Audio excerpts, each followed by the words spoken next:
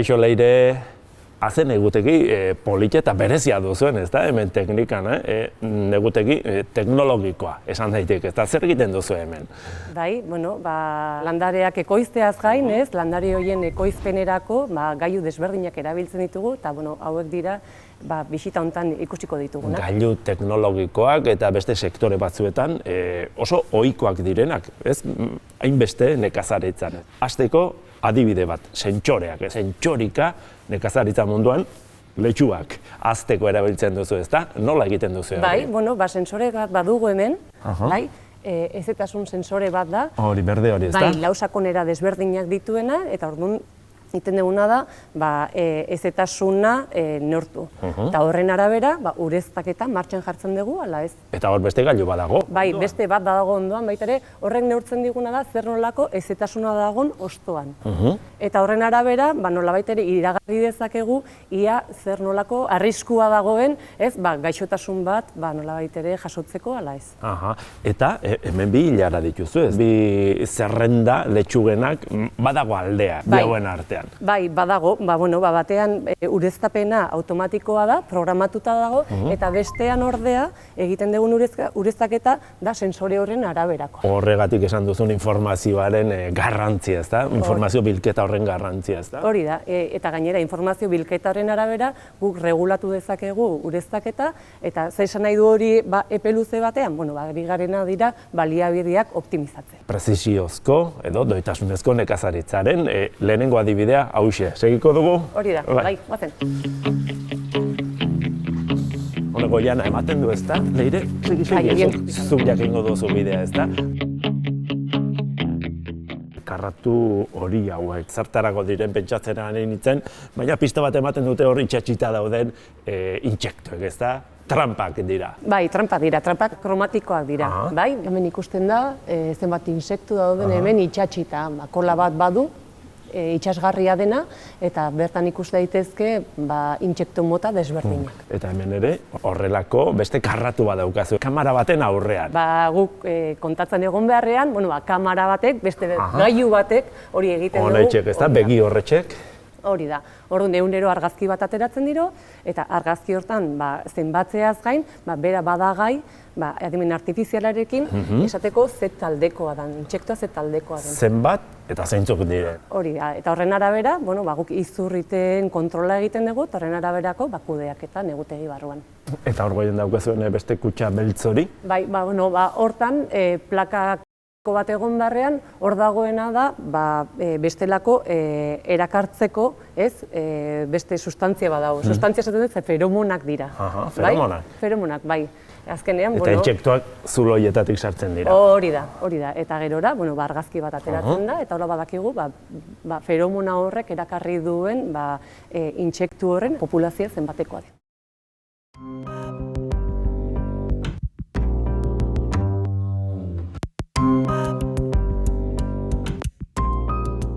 Beste leku batera ekarri gaituzu, zer dago hemen?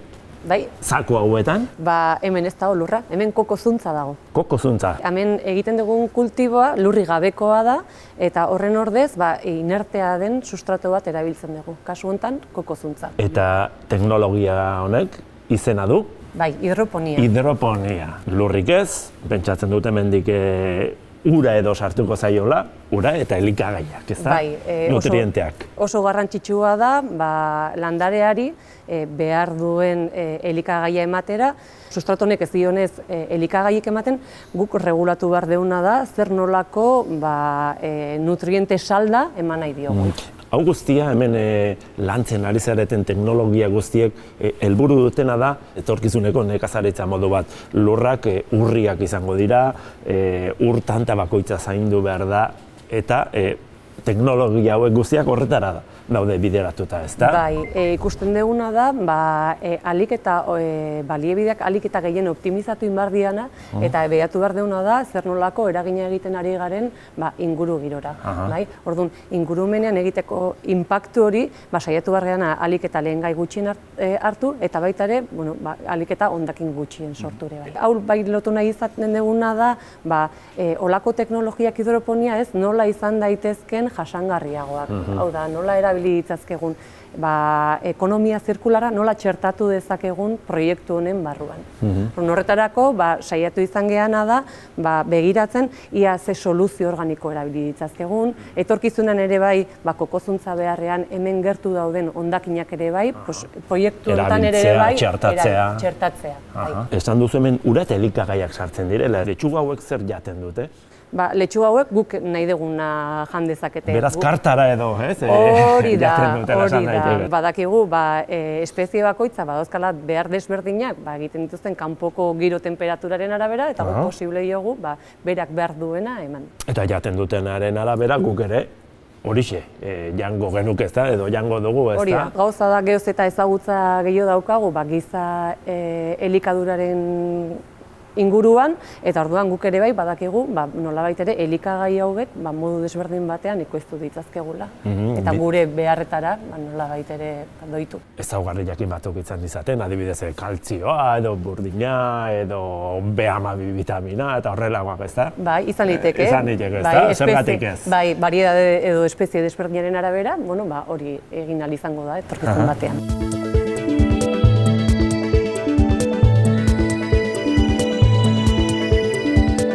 To find out how much of the nutrients given to the vegetables have been taken up, they are analyzed in the laboratory.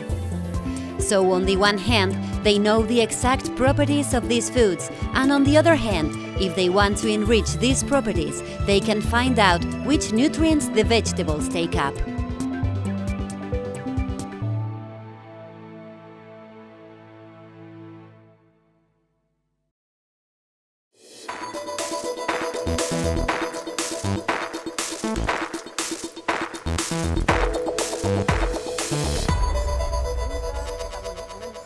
Bueno, emango diogu jaten?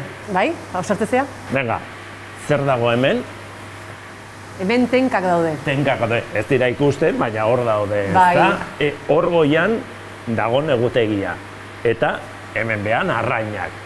Zein da bien arteko elkarrekintza, goiko solairua eta beko solairu honen arteko elkarrekintza? Bueno, dana elkartzen du, akuaponiak elkartzen du. Sistema honetan arrainak elikatu egiten ditugu, arrainak bereien hondakinak iraizten dituzte, eta hondakin horiek araztegi batetara bideratu beharrean, aprobetxatzen ditugu, ze nitrogeno dun konposatu asko dazkate. Landaren elikagai izan daitezkeenak. Bai, kontutan hartu behar dugu, nitrogenoa badala landare behar duen makroelementutatako bat. Ekonomia zirkularra askotan aipatzen den kontzeptua da, baina hau bai dela sistema biribil eta zirkular bat. Nola funtzionatzen du? Zein da oinarria, teknologia honena?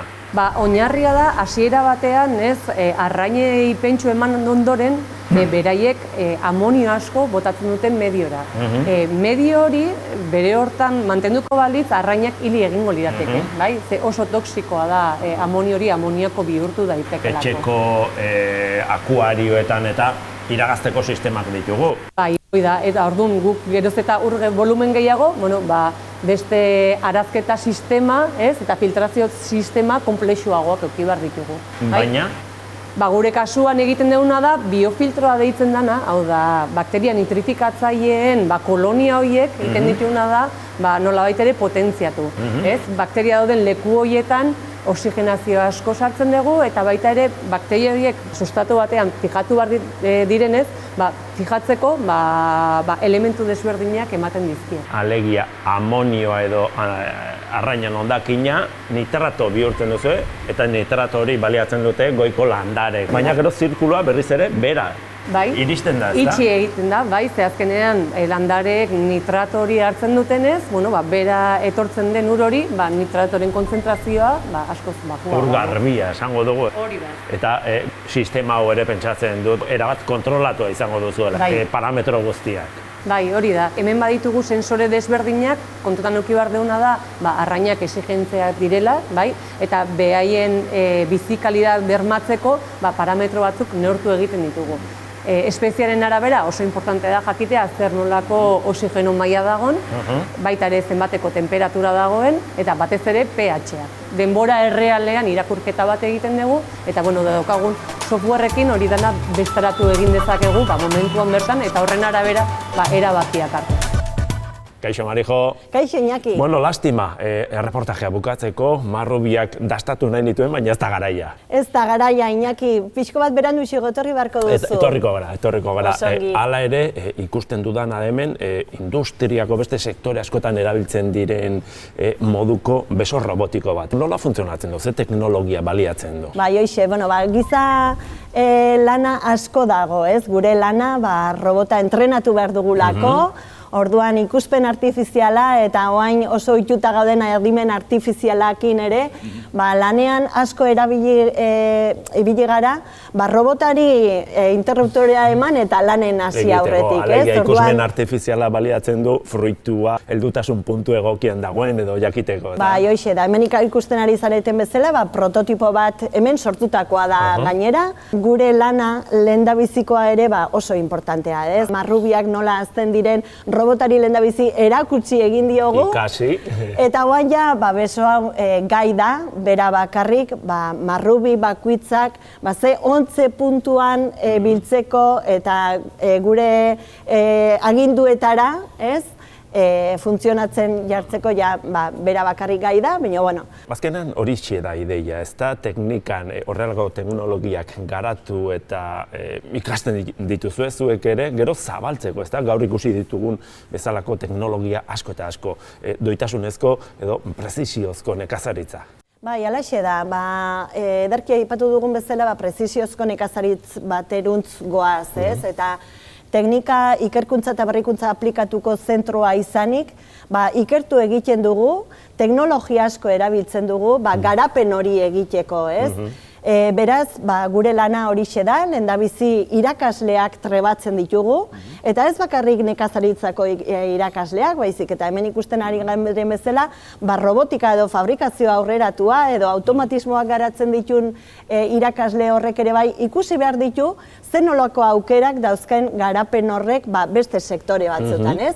Azkenen hori da garapena, ez? Teknologiari esker egiten dugun garapen honetan, baina beti jakinda, amalurra honek ematen dazkigun gaiak eta sortzen ditun produktuak, ez? Alek eta modu hobekienean landu, jan eta zaindu behar ditugula. Oso ondo Marijo, eskerrik asko.